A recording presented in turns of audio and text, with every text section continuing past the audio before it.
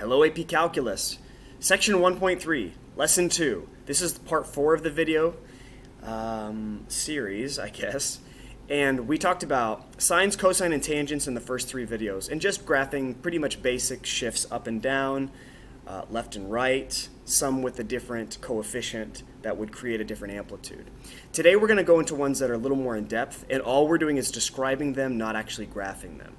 So, I'm using a pre-calculus test review from last year, as you can see, as our guide. I'm only going to do the highlighted examples.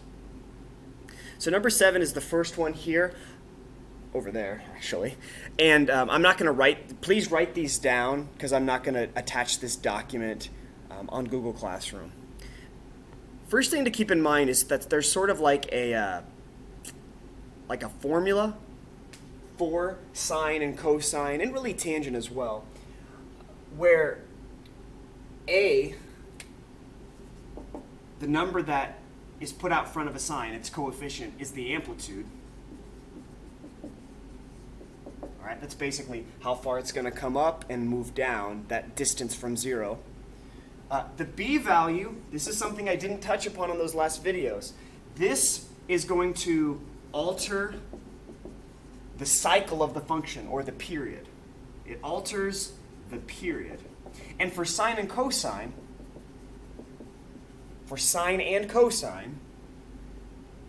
you take 2 pi divided by 8, and that gives you the period.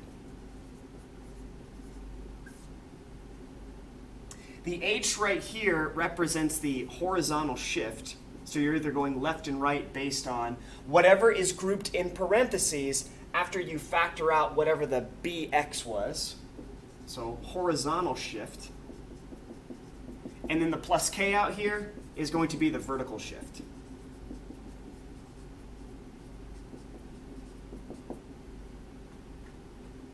So if you can wrap your mind around this being sort of like the formula for any sine function, and really any cosine function as well, you'll do well with describing these things, no problem. All right, checking out number 7 here. I rewrote it off to the side for clarity. There's not much legwork we have to do here. It's pretty clear 2/3 is going to be our amplitude. Negative 2.5 is going to be our vertical shift down 2.5 units. It's in here that we have to do a little bit of legwork.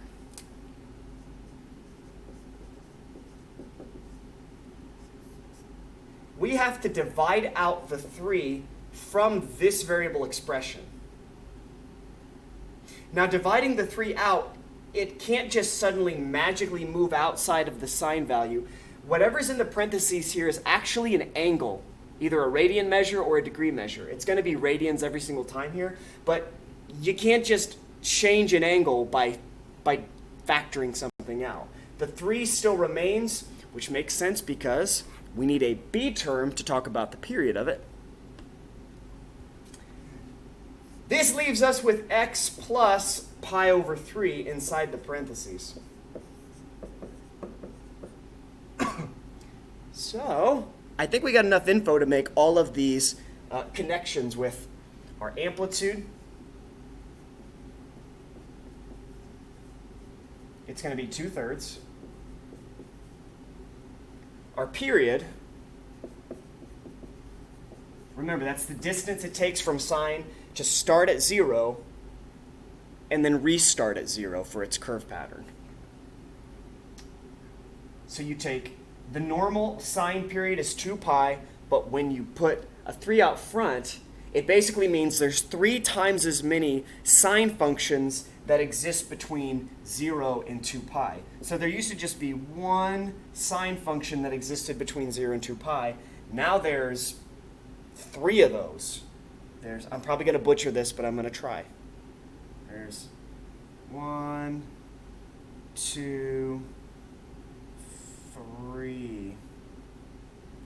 1, 2, 3. I almost got it. Okay. But hopefully that gives you kind of an idea of, oh yeah, that means the period is now 2 pi over 3. It's 1/3 of what it was before. The h, the horizontal shift, would be, notice here, there was a minus for a horizontal shift, and this is a plus. Subtracting a horizontal shift actually shifts it right instead of left, okay? We are going to go left from adding pi over 3 on this one. So you could say that horizontal shift left pi over 3 units. I'll just say left pi over 3. And then our vertical shift is the last piece of info I want you guys to talk about.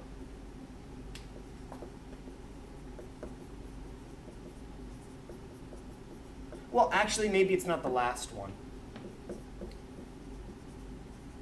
So down 2.5. It's weird. The vertical shift and the horizontal shift have opposite behaviors. It's kind of like a plus inside the parentheses means go left. A minus on the outside means go down. They're kind of reversed, but the structure can be proven quite easily. All right, there's no vertical reflection here, so if you just put that there's no vertical reflection, that would be super helpful to just indicate to me, absolutely, they're thinking vertical reflection every single time. They're always thinking about it. No vertical reflection.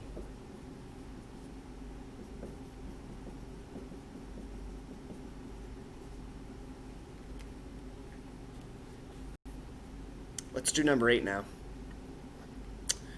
Number 8. I'm going to rewrite it so that one out front, I'm going to rewrite it at the tail end so it kind of looks like the plus k at the rightmost part of the function. You can do that because there's a plus, and the commutative property for addition is a-okay with that move. So 2/3, 2 pi over 3x, that's kind of different here. You can't really do any legwork inside the parentheses. So what's the amplitude here? It's 2.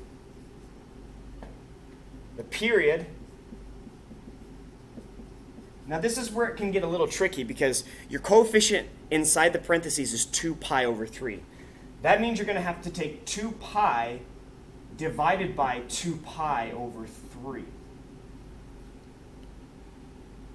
To divide a whole number by a fraction, I'm going to put the 2 pi over 1.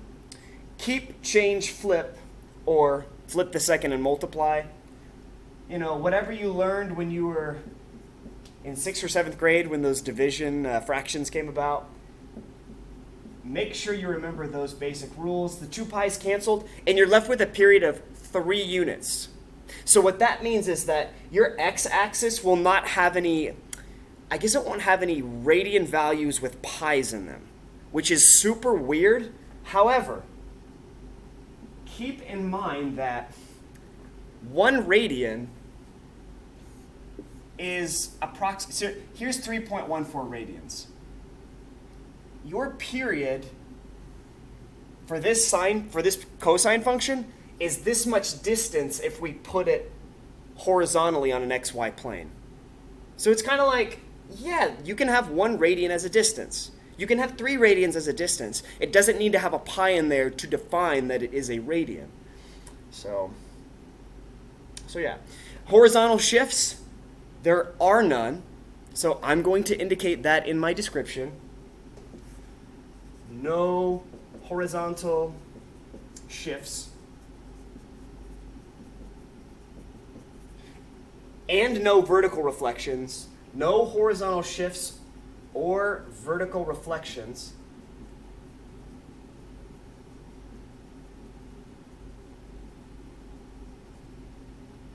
But there is one that goes up 1 unit. So a vertical shift, not a reflection. They're 2 different things.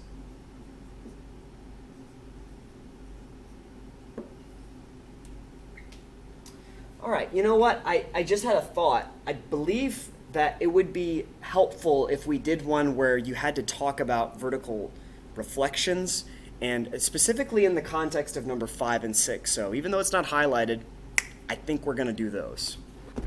So let's do it.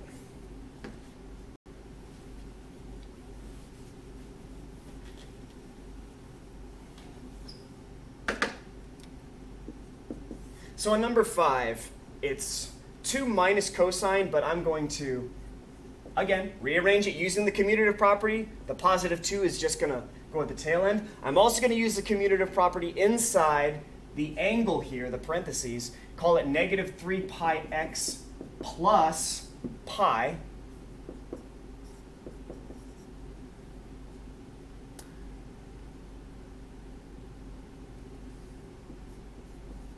So I have to divide out the negative 3 pi per our factoring. Ugh, I keep forgetting to do that, guys. Be patient. I'm sorry. Put the negative 3 pi there, and then you're left with x minus, the pi's cancel, 1/3. All right, now here's an interesting little bit that I need to talk about. Last year we talked about if you have a negative as a b value, that you need to kind of make a decision. The decision was all based on whether or not the function takes it out or leaves it inside and kind of just absorbs it. That's actually related to, remember we were talking about even versus odd functions a few videos ago? Well, that actually happens here.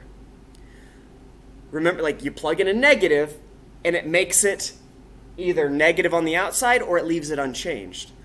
Cosine is an even function, okay? Which means that if I plug the negative x on the inside, it leaves the outside unchanged. So cosine absorbs the negative, and you're left with no change on the outside, but just a 3 pi on the inside. So I guess you're responsible for making that decision now. Yeah. So then our amplitude here, keep in mind the amplitude is an absolute valued distance. So it looks like the number in front of cosine is -1, but the amplitude is not -1. The amplitude is an absolute value of -1. It equals 1. When you talk about the period, it's going to be 2 pi divided by that b term here, which gives you 2/3. The horizontal shift is going to be right 1/3 unit. So horizontal shift, right 1/3. Yeah. We have a vertical reflection. I guess I should do the vertical shift though, right? Vertical shift up 2, and then vertical reflection. We have a vertical reflection. It reflects vertically. Yeah.